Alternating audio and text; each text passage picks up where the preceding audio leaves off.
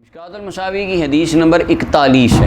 مسند احمد بن حنبل کے حوالے سے خطیب تبریزی رحمۃ اللہ لکھتے ہیں، سیدنا عثمان ذو النورین رضی اللہ تعالیٰ عنہ آپ سے یہ روایت مروی ہے، فرماتے ہیں ان رجال من اصحاب النبی صلی اللہ علیہ وسلم حین توفی، جب رسول اللہ صلی اللہ علیہ وسلم کا ظاہری طور پر آقا کریم علیہ السلام کا وصال ہوا تو صحابہ نبی صلی اللہ علیہ وسلم غمگین ہو گئے۔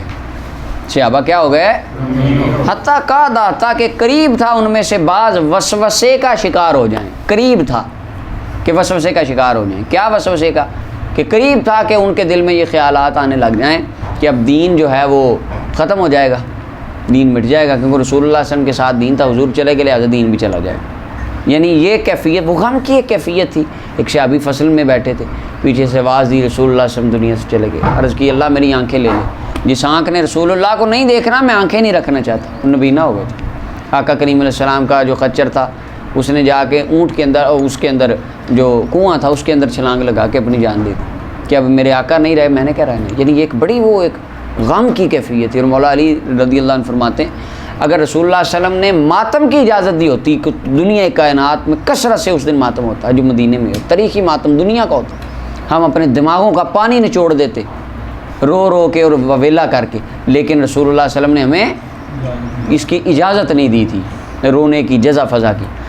اور اللہ تعالیٰ نے اس وقت بھی جس ہستی کو اتنی زیادہ مشکل اور مصیبت اور اتنی بڑی ایک بلا کے وقت اللہ نے اسے ثابت قدمی عطا فرمائی، وہ جناب صدیق اکبر رضی اللہ۔ صدیق اکبر اس وقت بھی ثابت قدم رہے، آئے باہر خطبہ دیا آ کے آپ فرمایا سوچ لو جو رسول اللہ صلی اللہ علیہ وسلم کی عبادت کرتا تھا تو آپ دنیا سے چلے گئے، تم اللہ کی عبادت کرتے تھے، رسول اللہ کی عبادت نہیں کرتے تھے۔ اور پھر وہ بخاری کے اندر آیا کہ فرمایا اللہ ہمارے آقا کو 2 موتیں جمع نہیں فرمائے گا۔ کیا مطلب؟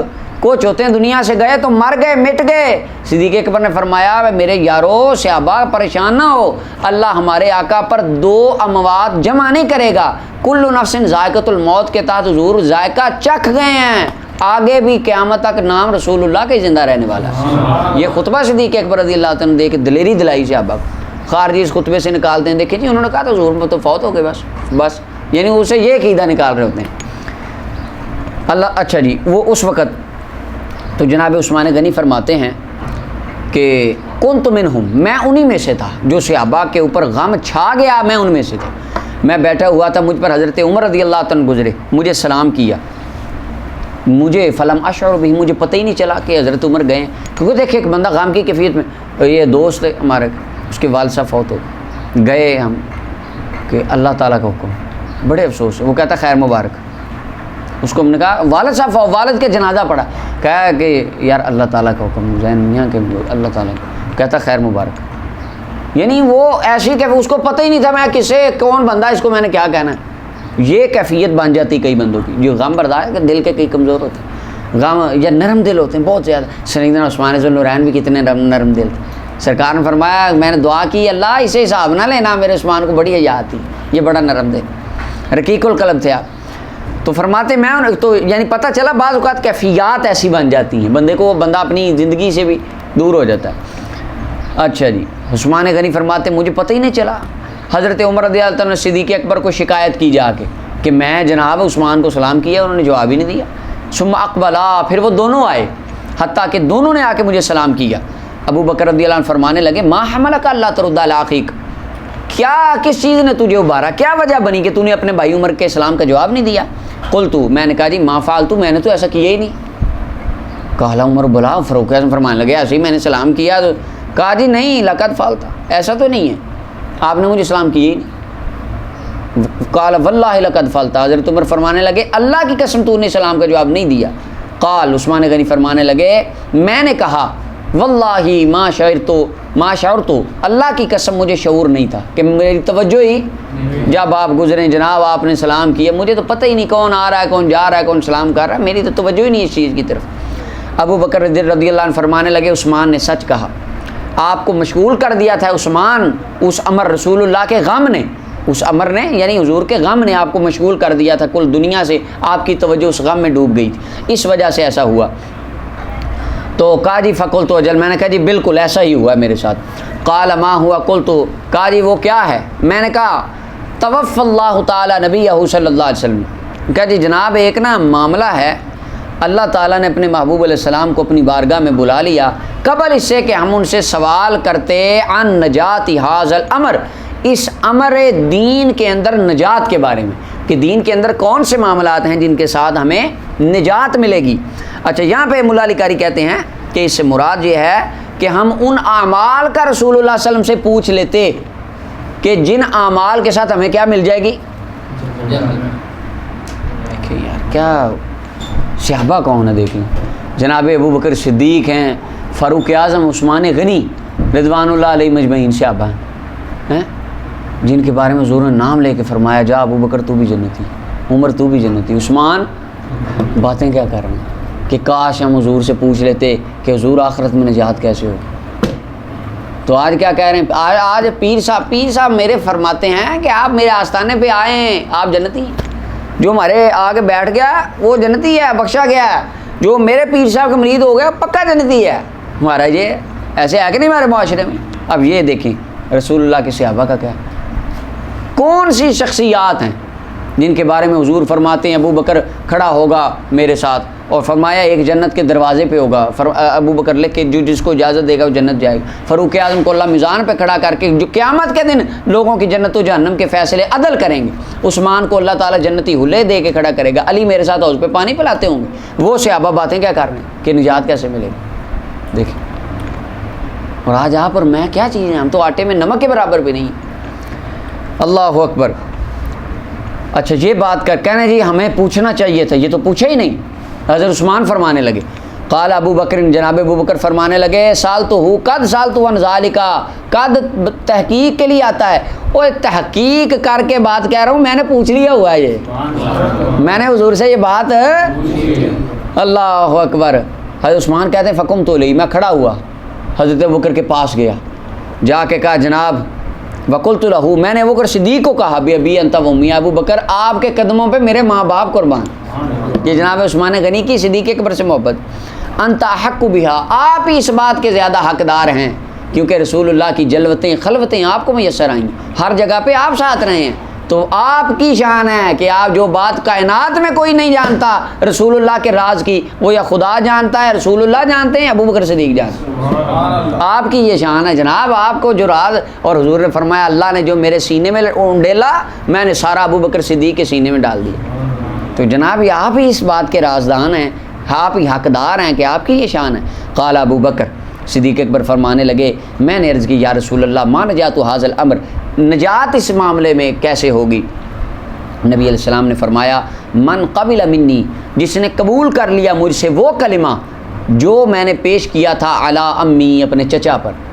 یہاں پہ ملا علی قاری فرماتے ہیں چچا سے مراد جناب ابی طالب ہیں، فردہا، اور انہوں نے اس کو رد کر دیا تھا، فہی لہو نجات، تو فرمایا اس کے لیے نجات ہے جو وہ کلمہ قبول کرے گا، لا الہ محمد رسول اللہ، جی یعنی پیچھے پڑھ لیا، مستیقناً بہا قلبہ، جس نے دل کے ساتھ لا الہ الا اللہ محمد رسول اللہ دل و جان سے تسلیم کر لیا، فرمایا اللہ اس کو نجات عطا فرما دے۔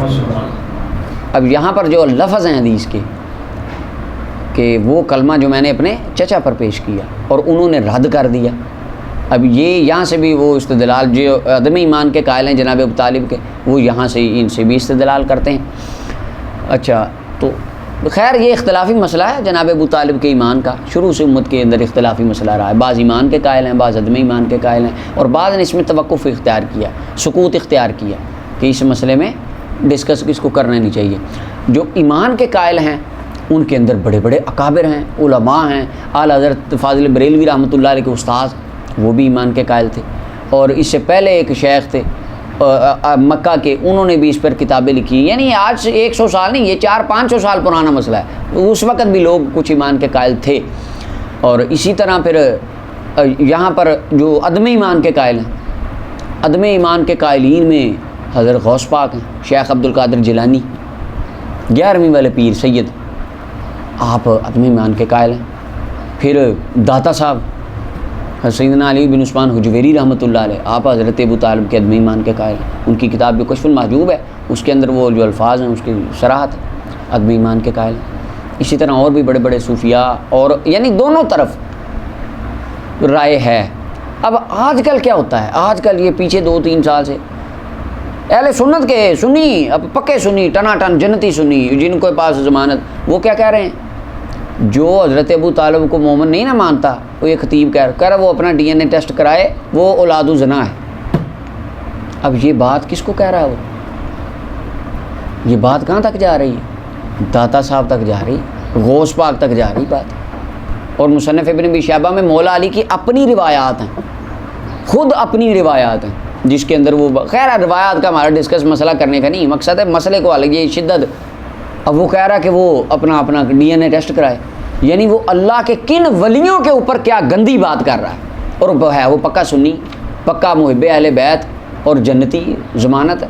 اور ایک طرف دوسرے ہیں وہ اپنا جو حضرت ابو طالب مومن مانتا ہے کہتے وہ بھی بے ایمان ہے۔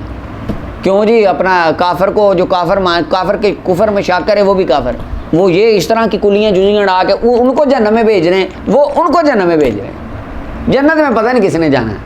سنی آپس میں اہل سنت ہی ایک دوسرے کو جنت میں تقسیم کر رہے ہیں، اور دونوں اپنے نظام میں جنتی ہیں، دونوں اپنے نظام میں حق پہ ہیں، دونوں ثواب پہ ہیں، ان کے فریقین کے یہاں غلط۔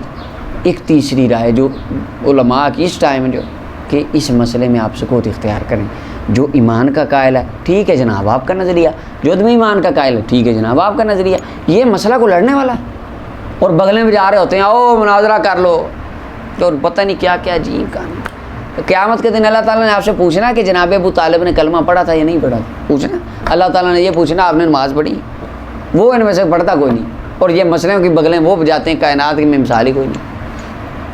جب یہ کو لڑنے والے مسئلے ہیں امت کے اندر جو آپ لڑا، تو لہٰذا اس مسئلے کے اندر آپ کے لیے بھی گزارش ہے کہ اس طرح کے مسائل کے اندر توقف سکوت اختیار کرنا چاہیے، تنازع والی کیفیت اس کو نہیں بنانی چاہیے۔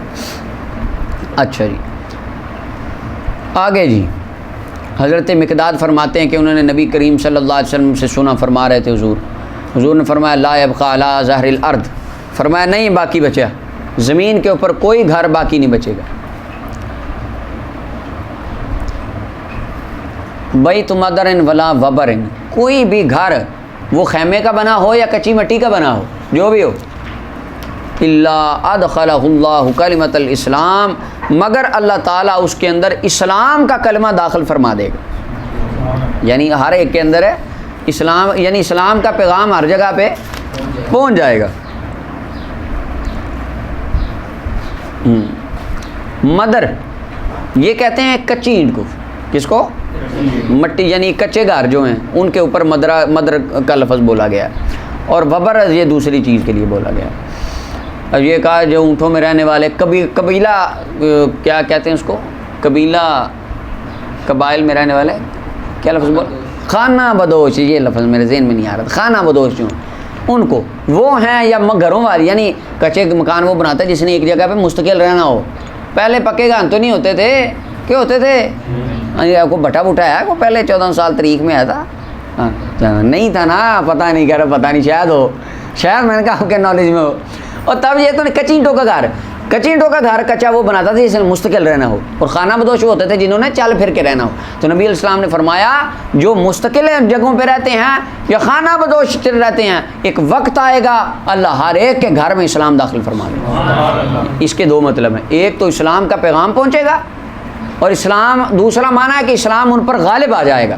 پھر کیا ہوگا؟ فرمایا عزیز عزت والے کو عزت دینے کے ساتھ، اور ذلیل کو ذلیل کرنے کے ساتھ۔ کیسے؟ جو عزت والا کون، کیا مطلب؟ جو مومن ماننے والا ہوگا وہ قبول کر لے گا تو اس کے گھر میں اسلام اس کو عزت دے کر داخل ہوگا، کیا اللہ اس کو جنت، اس جہان میں بھی بہتری، اخلاقاً، عادتاً، عبادتاً، ہر طرح کی بہتری، اور اگلے جہان میں بھی اللہ تعالیٰ کی رضا اور بہتری۔ اور جو نہ مانے گا دو کام ہوں گے، یا تو ان کے ساتھ جنگ ہوگی، ذلیل ہوں گے، یا پھر جزیہ دیں گے، ٹیکس دیں گے، تو اس کے اندر بھی نقصان ہے، کمی ہے۔ فرمایا غالب آئے گا، یا تو اللہ ان کو عزت دے گا، اللہ تعالیٰ ان کو اہل بنا دے گا دین کا، یا ان کو رسوا کر دے گا، فَيَدِينُونَ لَهَا، وہ پھر ٹیکس دیں گے۔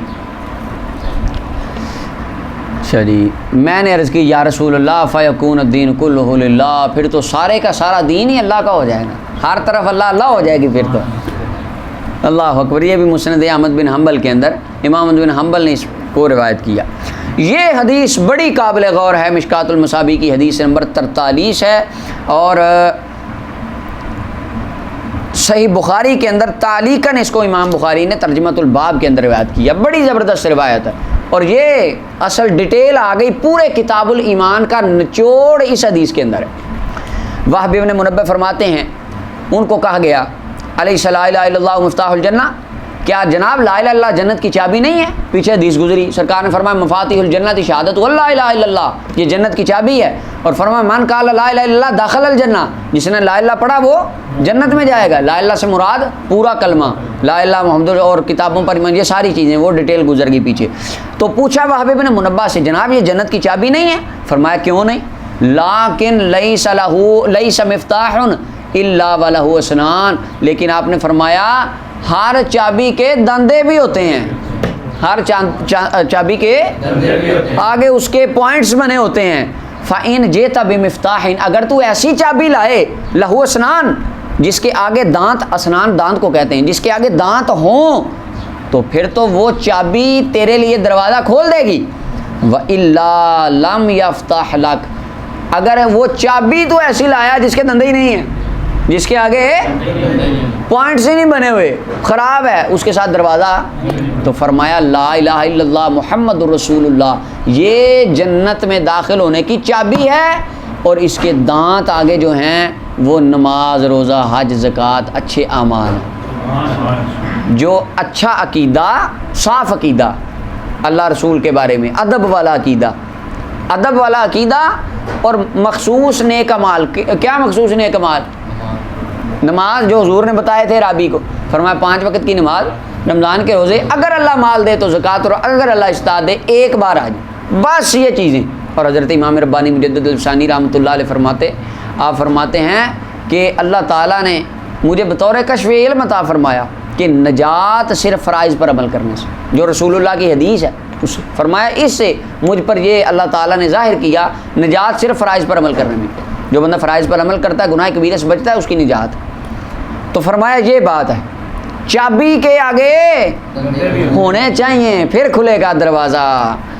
ہاں جی یہ بات ہے، ہمارے صحیح بات ہے، ایسے تو اس طرح بندے اللہ معاف فرمائے، اللہ تعالیٰ ہمیں معاف فرمائے۔ ایک بندہ یعنی اس کو دوست میں کہنا کہ نہیں جنت میں جانا ہے، جانا تو جنت چاہیے، وہ ایسے مجھے کہتے جانا تو پتہ ہے جی جنت چاہیے، کلمہ ہم نے پڑھ لیا، مسلمان ہے، مسلمان جنت بنی مسلمانوں کے لیے، نماز کوئی نہیں ہے، روزہ کوئی نہیں ہے، زنا بھی ہے، شراب بھی ہے، جوا بھی ہے، حرام بھی ہے، یہ جنت اپنی ہے، بنائی اپنے لیے اللہ تعالیٰ نے۔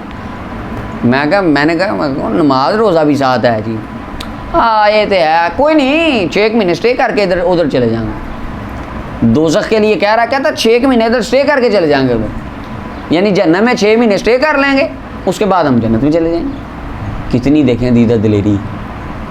نبی علیہ السلام نے فرمایا کہ یہ کھال، یہ جو اوپر ماس ہے، گوشت ہے، خون پل بھر میں جل کے راکھ ہو جائے گا، اور اللہ تعالیٰ نیا چڑھائیں گے، پھر وہ اس طرح جاری رہے گا۔ اور فرمایا اس کی گہرائی 70,000 سال تک بند نیچے جاتی رہے، چیز طے پہ نہیں پہنچتی، پھر جا کے گہرائی آتی۔ اور بندے دیدہ دلیری سے کہہ رکھا 6 مہینے رہ لیں گے جی، مسئلہ نہیں آیا، بھگت لیں گے، پھر بعد میں تو جنت میں جانا۔ یہ جو بھگتنا ہے نا، یہ اللہ تعالیٰ کے آگے آپ اور آگے حدیث آئے گی، فرمائے ابن آدم تو میرے آگے دلیر ہوتا ہے، دلیری دکھاتا ہے کہ مجھے کہ کہا یا اللہ کوئی نہیں دے لیں عذاب جو دینا، یہ یعنی اللہ کے آگے دلیر ہونے والی بات ہے نا۔ تو اس وجہ سے رب تعالیٰ سے ان معاملات میں ڈرنا چاہیے، عذاب سے پناہ مانگنی چاہیے۔ اچھا جی، اگلی روایت نمبر 43 مشکات کی، ابو ہریرہ پاک فرماتے ہیں نبی صلی اللہ علیہ وسلم فرمایا جب اذا حسن احدکم اسلامہ، جب تم میں سے کسی بندے کا اسلام اچھا ہو جائے، یعنی بندہ عمل اچھے کرنے لگ جائے، ہر نیکی جو وہ کرتا ہے 10 سے لے کر 700 گناہ تک لکھی جاتی ہے، اور ہر گناہ جو کرتا ہے وہ اس کی مثل ہی لکھا جاتا ہے۔ یہ امت محمدیہ کا خاصہ ہے، نیکی ایک، ثواب 700 کیا ہے یہاں پہ۔ اب دیکھیں، ہاں وزیادت، ملا علی قاری رحمۃ اللہ نے بڑی پیاری بات کی، کہتے ہیں وزیادت لا منتہا لہا، یہ جو زیادتی ہے نا 700، اس کی کوئی انتہا کوئی نہیں ہے۔ ہاں جی، فل مراد ب700 الکسرہ، 700 سے مراد کثرت ہے، عدد کثیر ہے۔ اس کی وجہ قیامت کے دن فرمایا نبی علیہ السلام نے صحیح حدیث ہے فرمایا جو بندہ ایک کھجور کا ٹکڑا دیتا ہے اللہ کی راہ میں قیامت کے دن وہ احد پہاڑ کے برابر بن چکا ہو. اب آپ ایک کھجور کے ٹکڑے کے 700 گنا کریں, 700 کھجوروں کا ڈھیر لگائیں, کتنا کا بن جائے گا؟ یہ کمرے میں پورا اتنی جگہ پہ پورا آ جائے نہیں 700 کھجور. اور نبی علیہ السلام کے فرما رہے ہیں احد پہاڑ کتنا ہے؟ 9 کلومیٹر کا ہے. 9 تو یہ 700 کتنا زیادہ. یعنی پتہ چلا 700 سے مراد عدد کثیر ہے.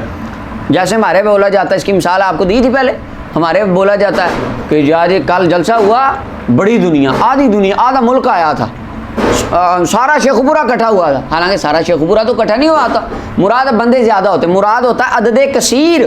اسی طرح اہل عرب کی لغت کے اندر جب یہ لفظ بولا جاتا تھا 70,000 700 یا 70 کا لفظ بھی بعض اوقات عدد کثیر کے لیے بولا جاتا تھا.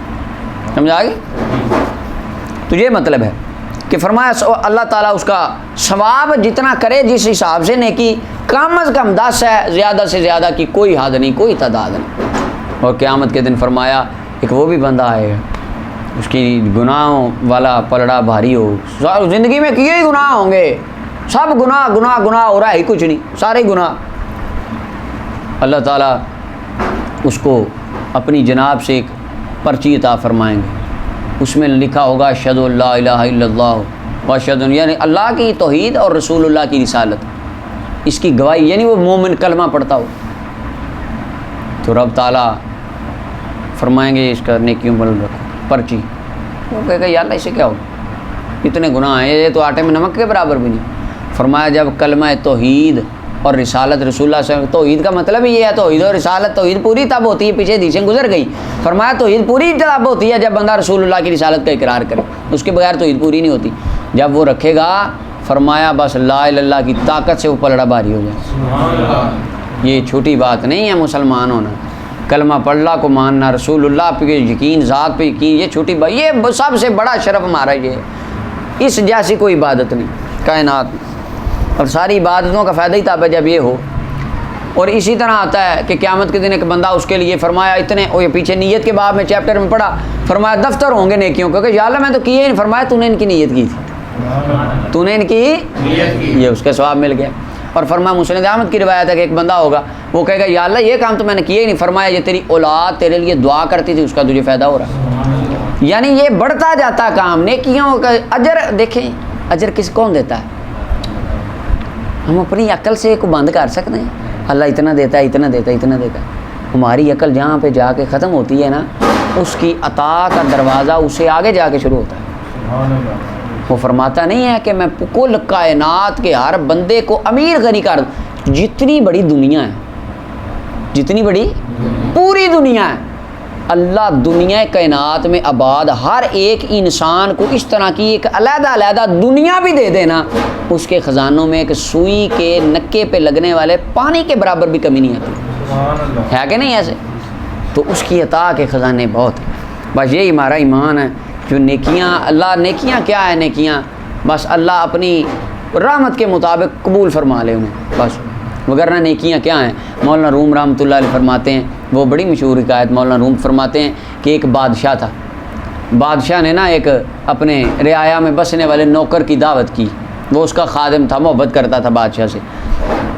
وہ صحرا میں رہتا تھا, اور صحرا کے اندر اس کے گھر کے پاس ایک چھوٹا سا نا ایک تالاب تھا, کیچڑ والا, گندے پانی والا, بو والا پانی. وہ اب جانے لگا بادشاہ کے پاس. تو اس نے کہا یار مہمان جب کسی کے گھر جائیں تحفہ لے کے جاتے ہیں, آپ کبھی دعوت پہ جائیں لے کے جاتے ہیں نا, کوئی بندہ فروٹ لے جاتا ہے, مٹھائی لے جاتا ہے چونکہ. اس نے کہا جی کوئی تحفہ لے کے جانا چاہیے, کوئی قیمتی چیز. ہم قیمتی چیز لے کے جاتے ہیں, ایسے ہی ہے. یہ تو نہیں ہوتا کہ آپ کسی کے گھر جائیں اس کو 50 کے لیس دے دیں جا کے, یہ جی میں لے کے آیا ہوں آپ کے لیے. ایسا تو نہیں ہوتا.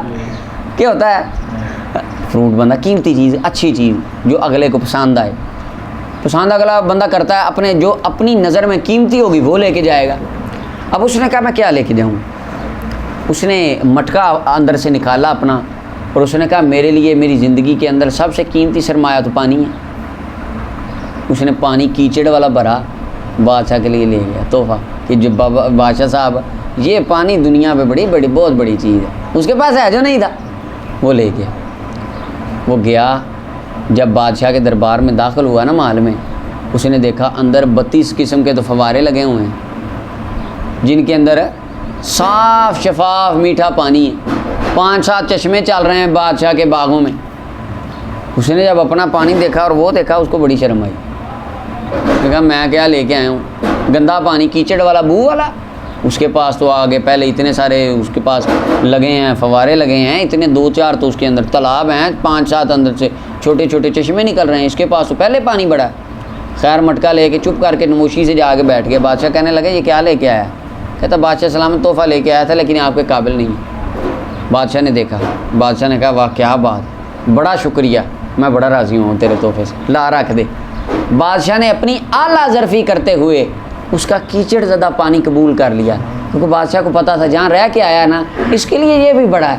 مولانا روم فرماتے ہیں اللہ وحدہ لا شریک کی بارگاہ میں تیرے عمل اس مٹکے میں بند پانی کی طرح ہیں جو ہم عمل کرتے ہیں نا، فرمایا تیرے بندے عمل اس بند مٹکے میں ایک کیچڑ والے پانی کی طرح ہیں، یہ بس اس کی وسعت ہے رحمت کی کہ وہ ان عملوں کو قبول فرما کے تجھے اس کا اجر عطا فرما دے، وگرنہ اس کو ضرورت ہے۔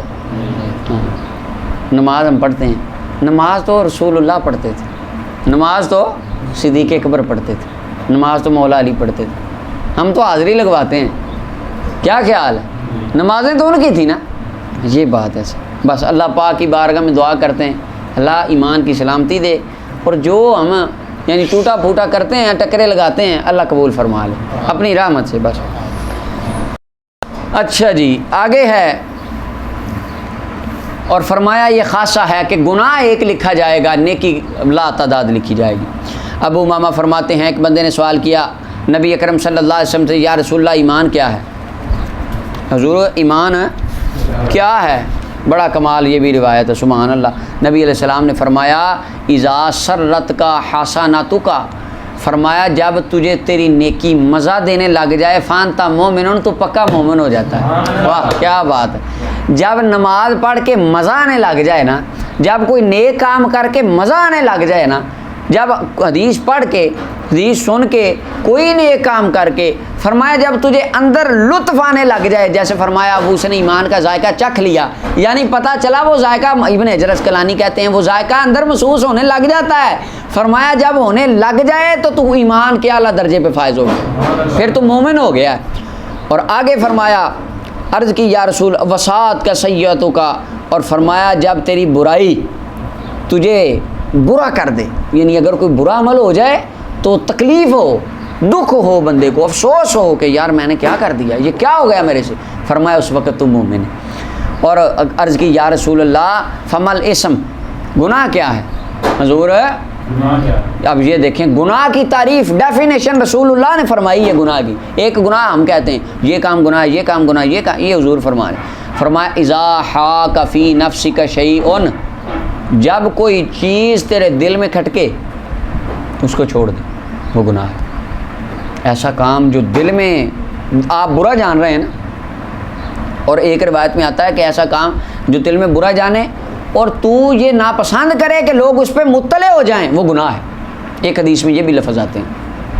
اب آپ سوچ لیں جو کام آپ لوگوں کے سامنے نہیں کرنا چاہتے اور آپ چاہتے ہیں کہ کسی دنیا کے انسان کو یہ پتہ نہ چلے، وہ گناہ۔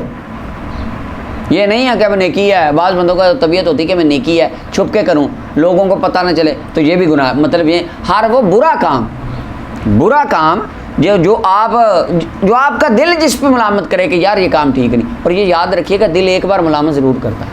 ہاں دل جب سیاہ ہو جائے نا پھر بات اور ہوتی ہے، ابتدا میں جب بندہ کو برا عمل کرنے لگے دل ایک بار روکتا، آواز ضرور دیتا ہے اوے کیا کرنے لگا، اندر سے آواز ضرور آتی ہے۔ فقہ کی کتابوں میں لکھا ہے معنی میں بھی ایک مفتی بیٹھا ہوتا ہے، ہر انسان کے ہوتا ہے، مسلمان کے بھی ہوتا ہے، کافر کے بھی ہوتا ہے، اندر ضمیر ہوتا ہے جس کو کہتے ہیں، اور جن کا مر جائے اللہ کا حکم پہ ان کا تو کچھ نہیں ہو سکتا، تو جن کا زندہ ہو وہ ملامت ضرور کرتا ہے، کہتا ضرور ہے کہ یہ کیا کر رہا ہے، آواز آتی ہے۔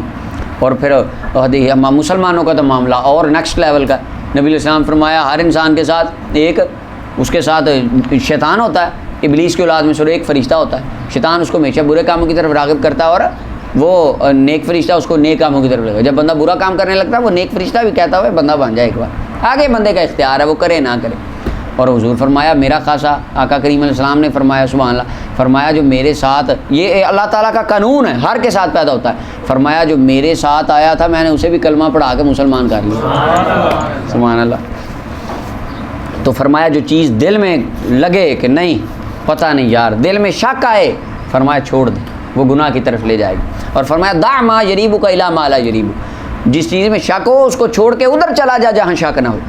آگے عمر بن ابسہ رضی اللہ تعالیٰ عنہ فرماتے ہیں میں آیا حضور کی بارگاہ میں، عرض کی یا رسول اللہ من معک ھذا الامر، آپ کے ساتھ کون لوگ ہیں اس امور پر، حدیث نمبر 46 ہے مشکات کی۔ فرمایا عرض کی یا رسول اللہ کون لوگ ہیں آپ کے ساتھ اس امر پر، یعنی اس امر دین پر، دین کے اندر آپ کے ساتھ کون لوگ آپ کی پیروی کر رہے ہیں؟ تو فرمایا حر وابتن، غلام بھی ہیں اور آزاد بھی ہیں، ہر طرح کے بندے ہیں۔ عرض کی یا رسول اللہ اسلام کیا ہے؟ فرمایا طیب الکلام، میٹھی بات کرنا، کلام اچھا کرنا، محبت والا، وہی طعام و طعام، لوگوں کو کھانا کھلانا، یہ اسلام ہے۔ باجد بستامی کی درگاہ پہ آج بھی لکھا ہے میرے درگاہ پہ کوئی آئے کھانا کھلا دینا، اس کا مذہب نہ پوچھیں، یہ فرمایا کھانا کھلانا۔ قلت ما الایمان، عرض کی حضور ایمان کیا ہے؟ فرمایا صبر و سماح، صبر کرنا اور سخاوت کرنا، کشادہ دل ہونا۔ عرض کی یا رسول اللہ ای الکلام افضل، ای الاسلام افضل، کون سا اسلام افضل ہے، اعلیٰ ترین ہے؟ فرمایا من سلم المسلمون من لسانہ و یدہ، جس بندے کے ہاتھ سے مسلمان سلامت رہیں، ہاتھ اور زبان سے، اس کا اسلام افضل ہے۔ اچھا اب دیکھیں، اور پھر میں نے عرض کی یا رسول اللہ کون سا ایمان افضل ہے؟ کہا، اب آپ نے فرمایا خلق حسن، ہونا اچھے اخلاق والا ایمان۔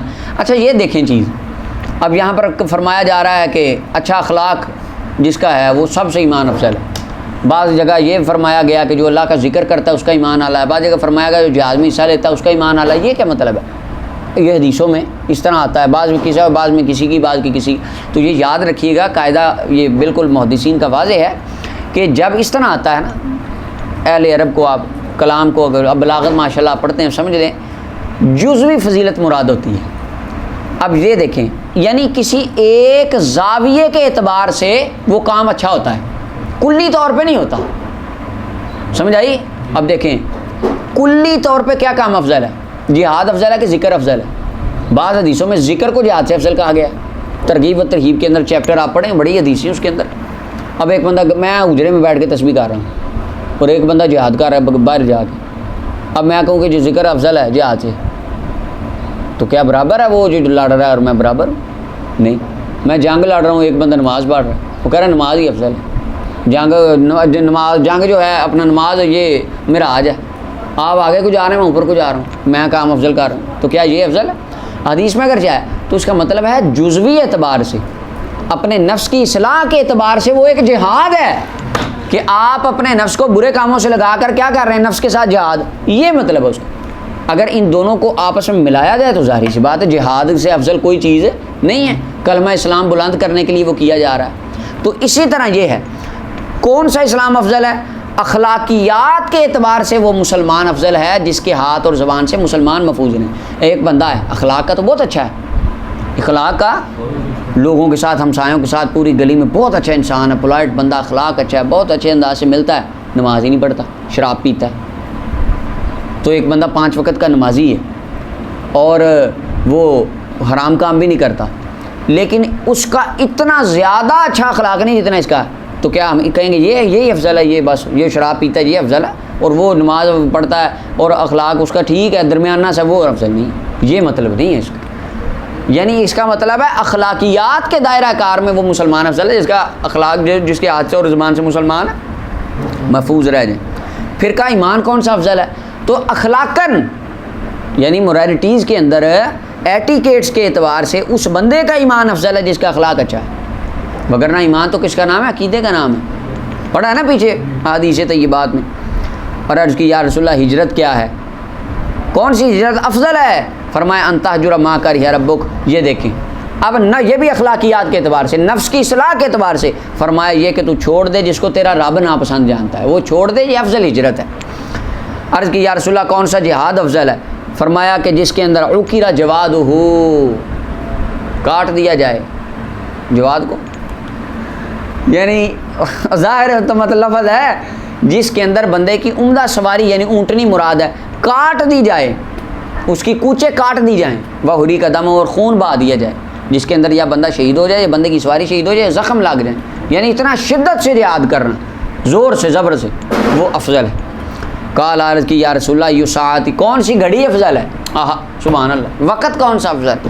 فرمایا جوف اللیل الاخر، تہجد کا وقت افضل، تہجد کا وقت۔ اب دیکھیں یہ جو وقت بتایا ہے یہ کس اعتبار سے بتایا ہے؟ عبادت کے اعتبار سے۔ کلی طور پہ کائنات کے اندر سب سے افضل گھڑی وہ تھی جس رات رسول اللہ کائنات پہ تشریف لائے۔ یہ المواہب میں امام قسطلانی نے بڑی زبردست قسم کی وضاحت فرمائی، اور امام زرقانی نے بڑا لکھا ہے اس کے اوپر۔ یہ ہمارا عقیدہ اہل سنت اتفاقی طور پہ سب سے افضل گھڑی جس رات آقا کریم علیہ السلام نے دنیا پہ جلوہ گری فرمائی، سب سے افضل لمحہ ہے۔ لیکن یہاں پہ فرمایا جا رہا ہے کس اعتبار سے؟ عبادت کے اعتبار سے اور عادت کے اعتبار سے، روزانہ یعنی جو ٹائم آتا ہے اس کے اندر یہ افضل ہے۔ یعنی سمجھ آ گئی ہے بات کی واضح طور پہ؟ یہ جو فضیلت بیان کی جاتی ہے یہ افضلیت نہیں ہوتی، فضیلت ہوتی ہے، اور جزوی اعتبار سے ہوتی ہے، کلی اعتبار سے۔ ہاں جی۔ اگلی روایت معاذ بن جبل فرماتے میں نے رسول اللہ صلی اللہ علیہ وسلم کو فرماتے سنا جو اللہ کو ملا اس نے شرک نہ کیا ہو، 5 نمازیں پڑھی ہوں، رمضان کے روزے رکھے ہوں، غفر لہ، فرمایا میرا غلام بخش دیا جاتا ہے۔ قلت، عرض کی یا رسول اللہ میں جا کے ان کو خوشخبری نہ دے دوں؟